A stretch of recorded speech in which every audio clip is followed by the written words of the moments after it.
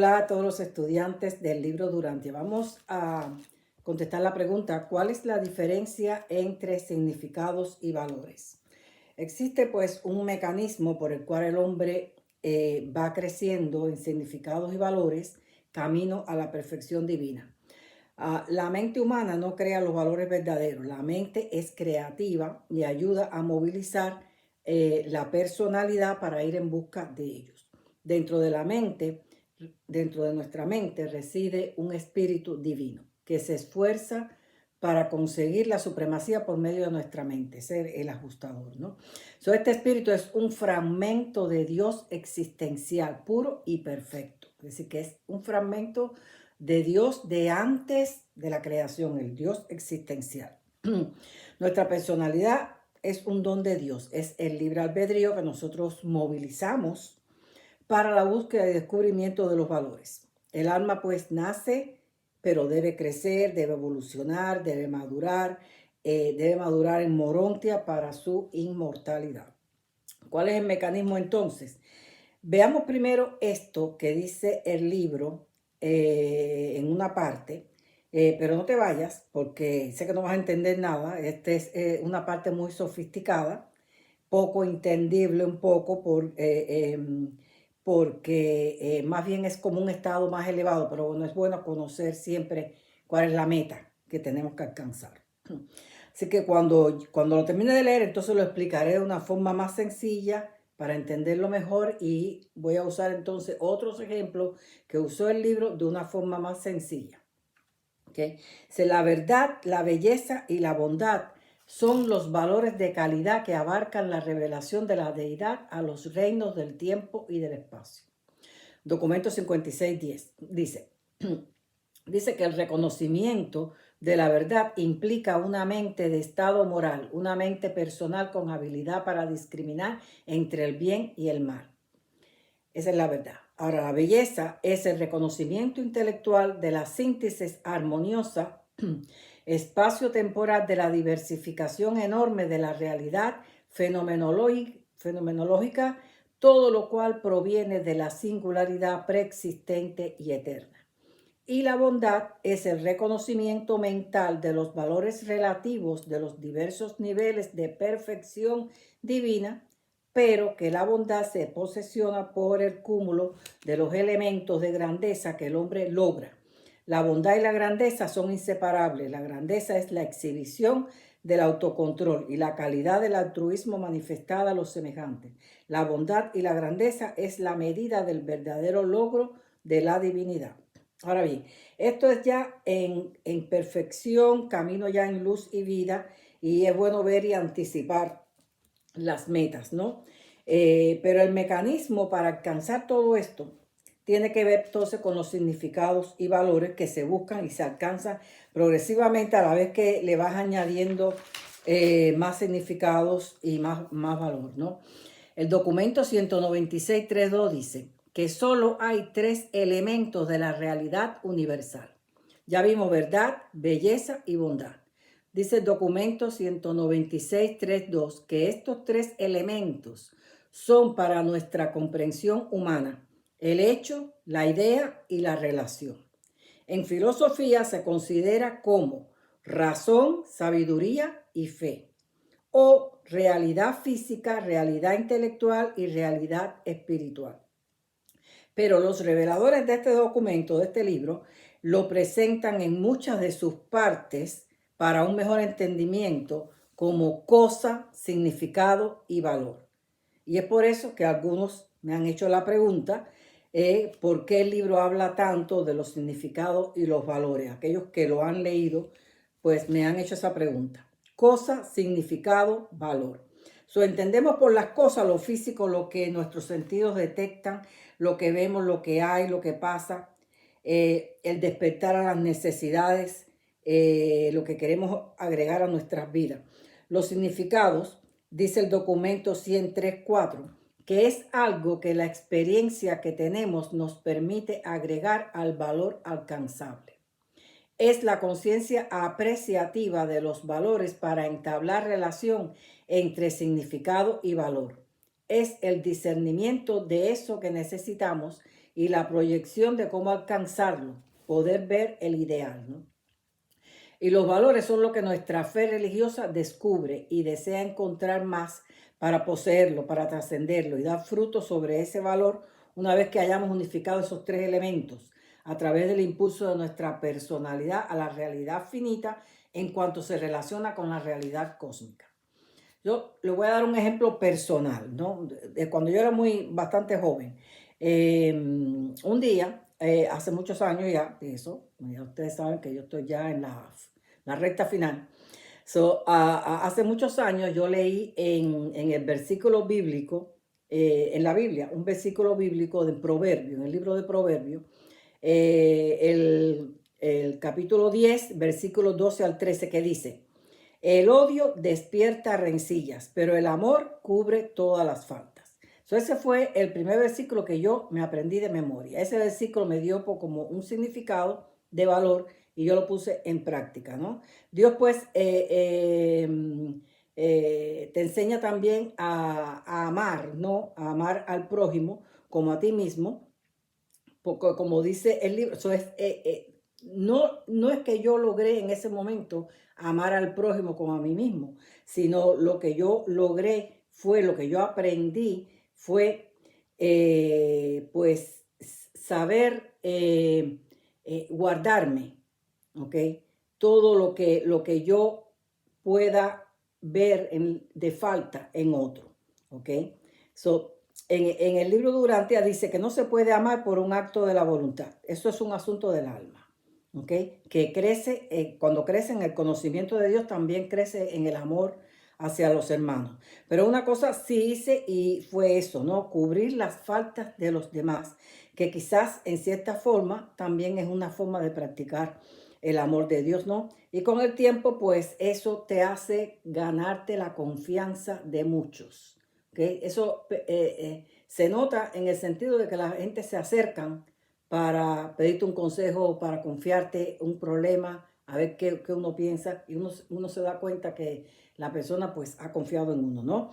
Y esto no es encubrir las faltas, sino es no salir a hablar sobre la falta de otro, sus defectos, sus debilidades, sus errores, sus estupideces, porque a veces son estupideces, y a veces sí hay que enfrentarlos, pero hasta ahí, sin tener que hacer alarde ni comentarlo. Y yo estoy segura que con esa práctica yo tuve al final pues cierto valor de sobrevivencia, una transferencia de identidad, personalidad. Entonces, esto es una fracción de la identidad de mi fragmento, de mi fragmento, ¿sí? De mi presencia divina, de mi ajustador, pasó a mi personalidad, una fracción de mi identidad de personalidad pasó al fragmento divino, mi ajustador. Y en ese intercambio, pues el alma crece un poco, uno no lo detecta, el crecimiento no se ve, pero uno se da cuenta cuando mira hacia atrás que uno ha hecho cambios, ¿no? Dice el documento 112.5 que la personalidad mortal, por su propia elección, posee el poder de transferir su asiento de identidad del sistema material intelectual temporal al sistema más elevado del alma morontial, que en asociación con el ajustador del pensamiento es creada como nuevo vehículo para la manifestación de la personalidad. Pero, ¿qué viene primero? Primero hay un proceso antes de que esto pase. Primero nos capacita el espíritu de la mente hasta que los espíritus de la mente nos capacita hasta que el hombre logra alcanzar ese nivel requerido. Luego Dios descubre a ese hombre que lo alcanzó y por medio de su fragmento y con la ayuda de los espíritus ministrantes descendentes y perfectos nos muestra los valores de perfección suprema. El espíritu residente nos muestra los significados y nosotros por medio de la mente creativa evaluamos los hechos y buscamos el ideal. Hay un intercambio revelatorio descendente que produce un encuentro en el alma ascendente. Vamos a verlo con citas del libro. Dice, el documento 118.5.3 dice que la conciencia del mortal procede del hecho al significado y luego al valor, pero que la conciencia del creador procede del pensamiento valor a través de la palabra significado al hecho de la acción. Dios siempre debe actuar para romper el impasse de la unidad no cualificada, inherente a la infinidad existencial que posee el ajustador. Así nos presenta el modelo perfecto y su mandamiento es ser perfecto, así como yo soy perfecto. Por eso la deidad nos proporciona a los hijos del universo perfecto que funcionan como modelos de la personalidad perfecta, todo lo cual es la verdad, la belleza y la bondad. Dios debe primero encontrar al hombre para que el hombre lo encuentre a él. Por eso Jesús decía, si deseas encontrar a Dios y conocer a Dios es porque Él ya te ha encontrado primero. El hombre tan pronto como desee las cosas divinas entra en el GPS de Dios y a partir de ahí se le orienta el camino. El documento 117.3.6 dice, el hombre crece conscientemente desde lo material hacia lo espiritual, por la fuerza, poder y persistencia de sus propias decisiones. También crece a medida que su ajustador del pensamiento desarrolla nuevas técnicas para alcanzar hacia abajo desde el nivel espiritual. Recuerde que es un espíritu existencial puro y perfecto. Viene desde la eternidad antes de la creación. Y ahora va en busca de la supremacía. Así hace todo esto para alcanzar hacia abajo desde el nivel espiritual a los niveles morontiales del alma. Y una vez que se origina el alma, esta comienza a crecer en sí misma y por sí misma. Es decir, llega el fragmento divino a nuestra mente, el ajustador, y desciende a lo morontial, nace al alma, nuestro yo asciende desde lo material a lo morontial, y es ahí donde se produce ese encuentro del yo y el espíritu en relación con el alma. Nuestra mente creativa es la que moviliza nuestra personalidad, que trata de unificar todo ese hecho, significado, valor con el consentimiento de nuestro yo. Y luego con todos los valores supremos que el ajustador estructure en nuestra mente, así como lleguen nuevos y los que ya establecidos se vayan perfeccionando cada vez más, manifestándose a través de los frutos espirituales y la poda de aquellas ramas que no den frutos, como lo explicó Jesús. Claro, para que esto ocurra hay condiciones. Vamos a ver qué condiciones.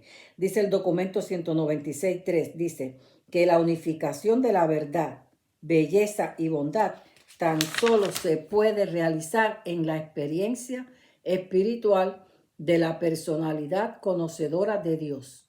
Hay que ser un buscador voluntarioso.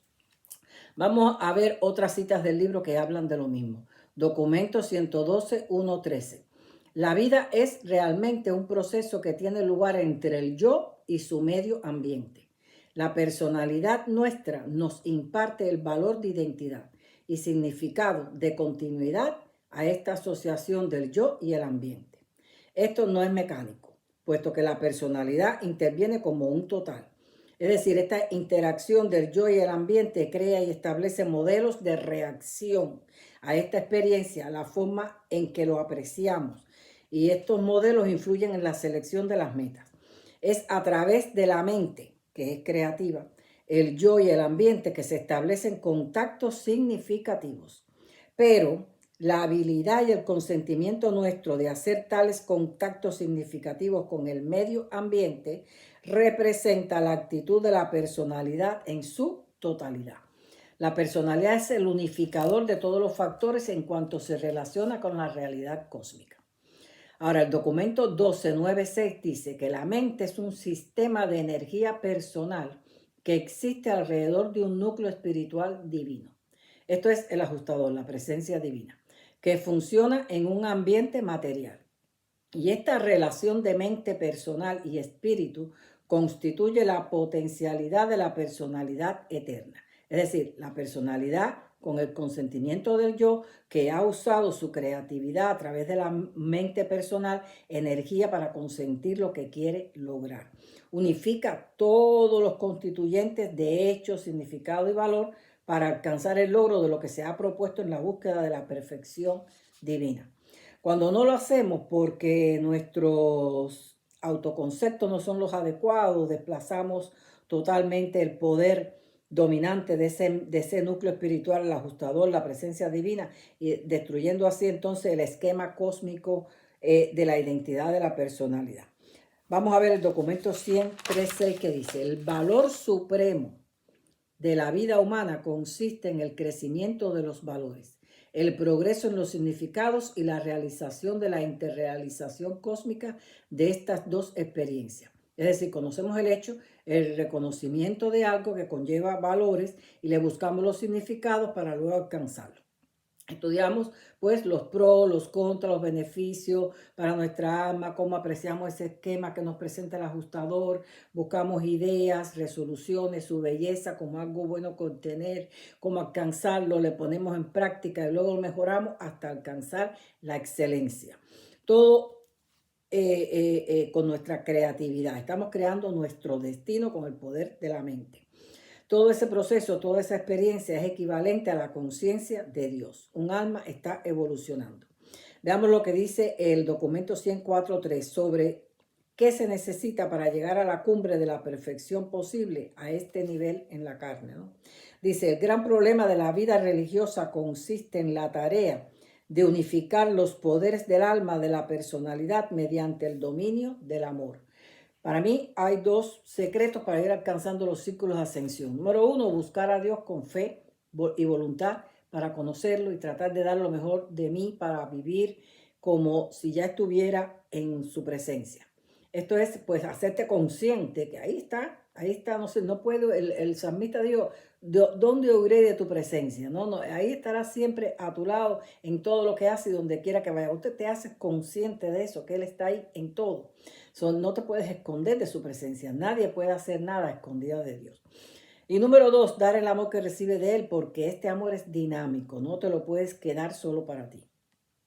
El documento 117.6.9 dice, el que busca a Dios lo busca todo y va descubriendo amor nuevo capaz de ser donado. Veamos lo que dice el documento 104.4. En la vida física, los sentidos se percatan de la existencia de las cosas. La mente descubre la realidad de los significados, pero la experiencia espiritual revela al individuo los verdaderos valores de la vida. Estos altos niveles de vida humana se logran en el amor supremo de Dios y en el amor altruista del hombre. Descubrir los valores de nuestros semejantes no deben darnos celos ni envidia, porque eso es señal de inmadurez. Más bien deberíamos indagar en sus motivaciones y aprender de esos significados. Lo mismo cuando nuestros semejantes hacen cosas que nos irritan o que producen resentimiento. Debemos indagar qué lo motiva a tal comportamiento o tal conducta censurable. Podemos entonces llegar a una mejor comprensión de por qué actúa así y llegar a ser más tolerante, ya que la tolerancia también tiene valor. Y nos ayuda a madurar en amor a la vez que ayuda a sostener esa amistad. Y ayuda a la vez al prójimo también. Documento 104. Veamos entonces lo que dice el documento 2711. La verdad es coherente, la belleza atractiva, la bondad estabilizadora. Y cuando estos valores de lo que es real se coordinan en la experiencia de la personalidad, el resultado es un orden elevado de amor condicionado por la sabiduría y capacitado por la lealtad. Documento 195.5.14 dice, encontramos a Dios mediante la guía de la visión espiritual, pero nos acercamos a esta visión del alma mediante el amor por la belleza, la búsqueda de la verdad, la lealtad al deber y la adoración de la bondad divina. Pero de todos estos valores, el amor es la guía auténtica de la verdadera visión espiritual. El documento 196.3.4 dice, la suma total de la vida humana es el conocimiento de que el hombre se le educa con los hechos, se le ennoblece por la sabiduría y se salva por la fe. El párrafo 9 dice, en cuanto al reconocimiento de los valores morales y el discernimiento de los significados espirituales, todo lo que la mente puede hacer es descubrir, reconocer, interpretar y seleccionar, y todo mediante la técnica conjunta de evolución revelacional. Luego dice, el hombre no podría amar altruísticamente y espiritualmente si no viviera en su mente un amante divino, el fragmento de Dios. El hombre no podría comprender verdaderamente la unidad del universo si no viviera en su mente un intérprete, el fragmento de Dios. El hombre no podría estimar los valores morales y reconocer los significados espirituales si no viviera en su mente un evaluador, el fragmento de Dios. Y este amante surge de la fuente misma del amor infinito, el Padre Universal. Este intérprete es parte de la unidad universal. Este evaluador es el hijo de la primera fuente y centro de todos los valores absolutos de la realidad divina y eterna. El párrafo 16 dice, la sobrevivencia humana depende en gran parte de que la voluntad humana se consagre a elegir aquellos valores que este clasificador de valores espirituales, el intérprete y unificador residente, haya seleccionado. Porque como dice el documento 104.11, que si el hombre goza de libre albedrío en su fuero interior para elegir esos valores que su espíritu residente le presenta, también por ese mismo libre albedrío los puede rechazar. Por tanto, tiene tanto la capacidad para construir su destino como para destruirlo. Dice que la autodestrucción inhibe la función creadora de la vida interior, que es una especie de guerra civil en la personalidad. Esta guerra civil dentro de uno mismo mata el alma. Se pueden perder los valores también adquiridos ya cuando uno, si tiene un tiempo que recae, no de estancamiento, porque a veces hay un estancamiento que uno se paraliza por una temporada. Estamos viendo de recaer, de ir para atrás en todo lo aprendido. Eso también se puede perder, eso hay que cuidarlo. Pero el que persevera triunfa y este esfuerzo de ascensión es premiado y nos fortalece para vivir esta primera etapa de la vida espiritual con un carácter espiritualmente fortalecido.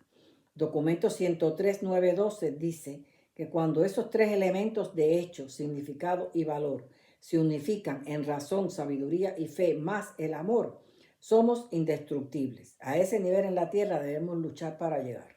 Dice, las convicciones de dicha experiencia son inatacables. La lucha del vivir religioso es incontrovertible. La certidumbre de dicho conocimiento es superhumano.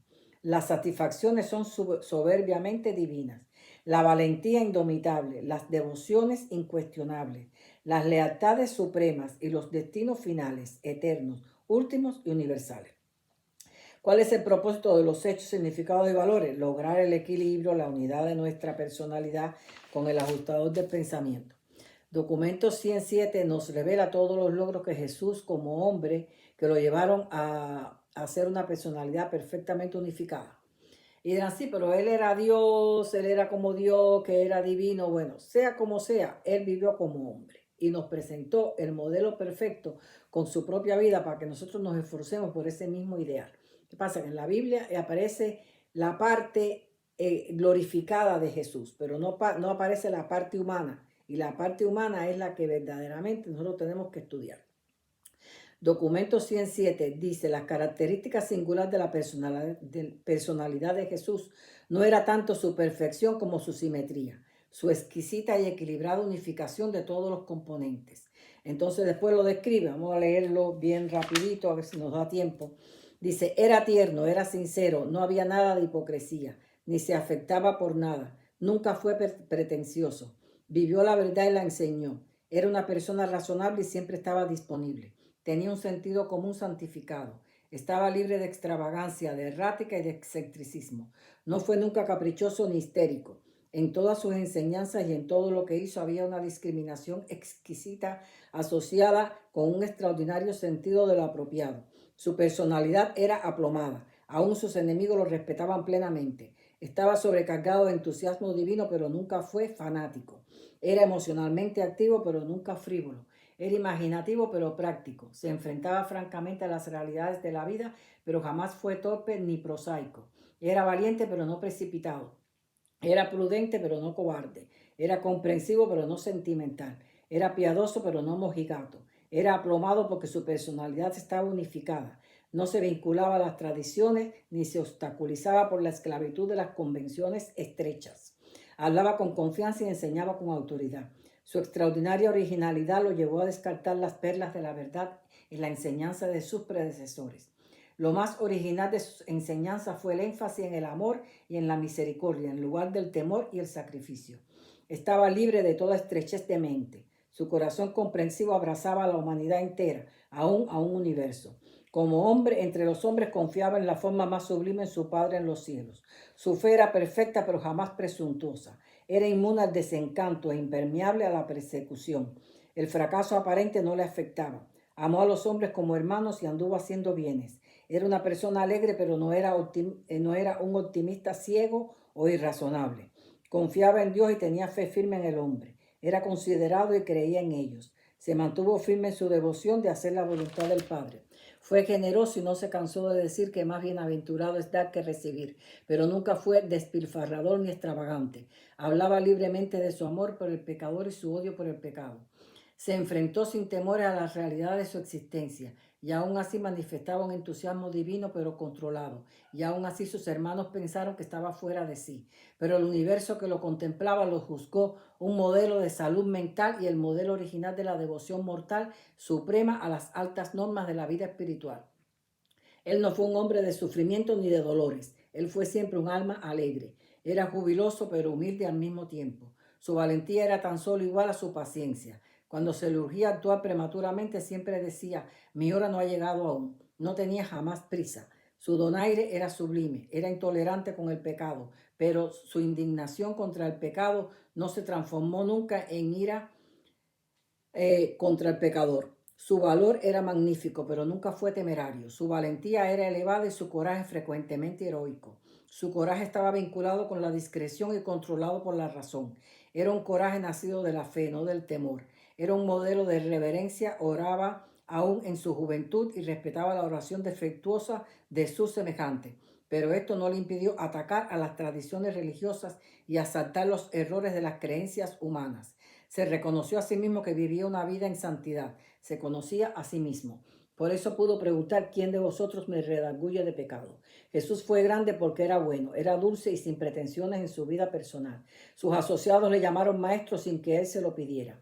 Y esa personalidad perfectamente unificada sigue unificando la experiencia mortal de los hombres y coordinando las empresas humanas. Él es el camino, la verdad y la vida. El modelo original presentado a los hombres para comprender los hechos, los significados y los valores.